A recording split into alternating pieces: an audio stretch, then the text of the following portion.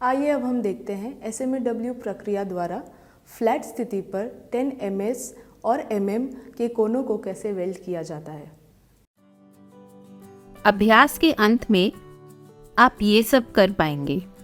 Flat स्थिति में दिए गए रूट गैप के साथ प्लेटों को 90 डिग्री पर एक ओपन कॉर्नर जॉइंट के रूप में सेट करना।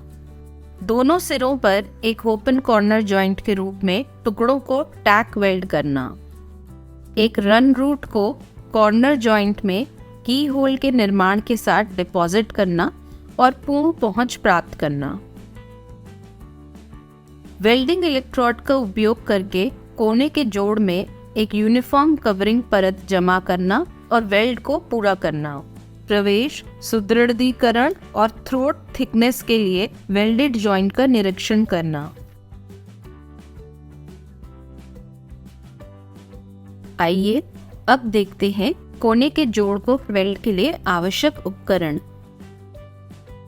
Steel rule, scriber, prick punch, ball peen hammer, flat file, bench vice, try square, tongs, chipping hammer, steel wire brush, electrode cable और earth cable, electrode holder, electrode, personal protective equipments, SMAW welding plant AC/DC machine, C clamp. अब हम देखेंगे कि 10 millimetre MS plate की thickness के साथ समतल स्थिति में SWAM प्रोसेस द्वारा कोने के जोड़ को कैसे वेल्ड करें।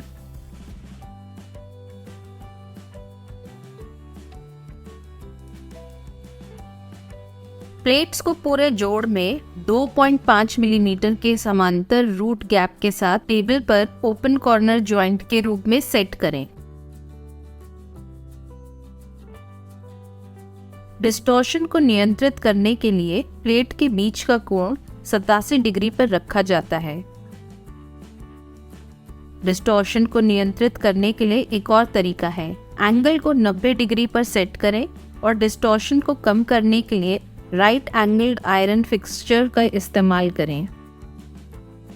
टैप को साफ करें, संरेखण की जांच करें और यदि आवश्यक हो तो जॉइंट को रीसेट करें। MS इलेक्ट्रोड 2.5 मिलीमीटर और 100 से 110 एम्पियर करंट रेंज का उपयोग करके अंदर से कोने के जोड़ को टैक वेल्ड करें।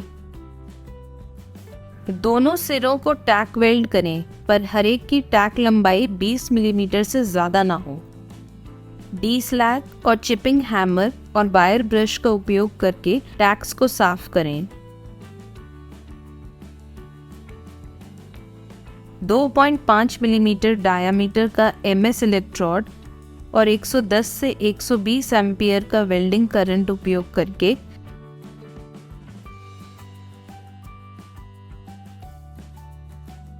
शॉर्ट आर्क को बनाए रखते हुए कोने के निचले भाग में रूट रन जमा करें और इलेक्ट्रोड को किनारे और वेल्ड लाइन के बीच वर्टिकली 60 डिग्री से 70 डिग्री पर रखें।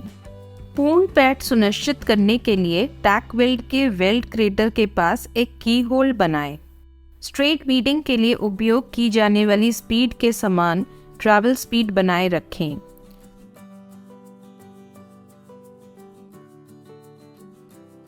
रूट रन को अच्छी तरह से साफ करें और पैड का निरीक्षण करें। सुनिश्चित करें कि कोई स्लैक पार्टिकल रूट रन से ना चिपका हो। प्रत्येक रन में क्रेटर ठीक से भरा जाना है।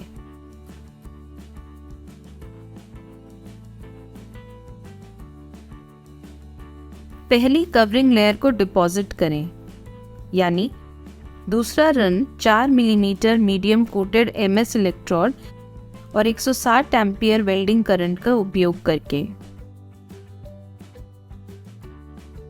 इलेक्ट्रोड के वीविंग मोशन को ये सुनिश्चित करने के लिए दिया जाना चाहिए कि खांचे में पर्याप्त धातु जमा हो और प्लेट के दोनों किनारों को जोड़ा जाए।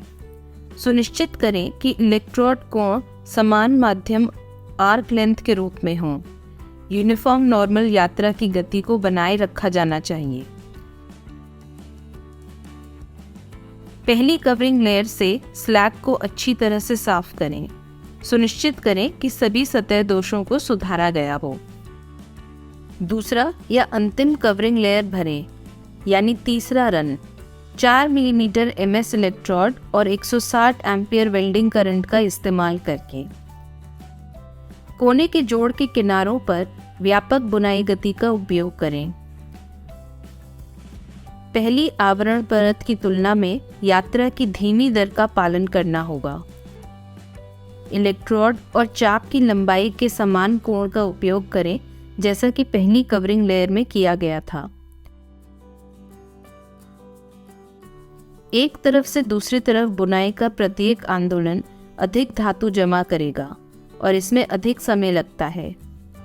बीट्स को सही ढंग से फिर से शुरू करना और रोकना सुनिश्चित करें।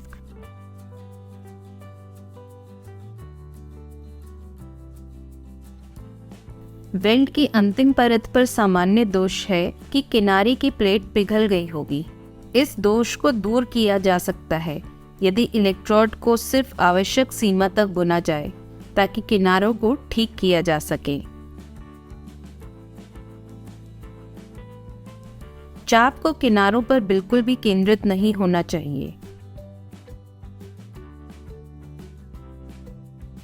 चलिए कोने के जोड़ में पट्टिका वेल्ड का निरीक्षण करते हैं। निम्नलिखित वेल्ड विशेषताओं के लिए प्रत्येक रन या लेयर की जांच करें। वेल्ड की चौड़ाई और ऊंचाई यूनिफॉर्म होनी चाहिए। करीबी तरंगों के साथ उपस्थिति चिकनी होनी चाहिए। वेल्ड का रूट रन की तरफ वाला हिस्सा और पहली कवरिंग लेयर फ्लैट होनी चाहिए। फाइनल रन लेयर को थोड़ा कॉन्वेक्स होना चाहिए। वेल्ड के किनारे फ्यूजन के लिए अच्छे दिखने चाहिए। कोई अंडरकरंट या ओवरलैप नहीं होना चाहिए। वेल्ड की शुरुआत और अंत गड्ढों और उच्च धब्बे से मुक्त होनी चाहिए। क्रेटर भी भरा होना चाहिए। जोड़ का पिछला भाग पूर्ण होना चाहिए और उसमें एक समान पैठ होनी चाहिए।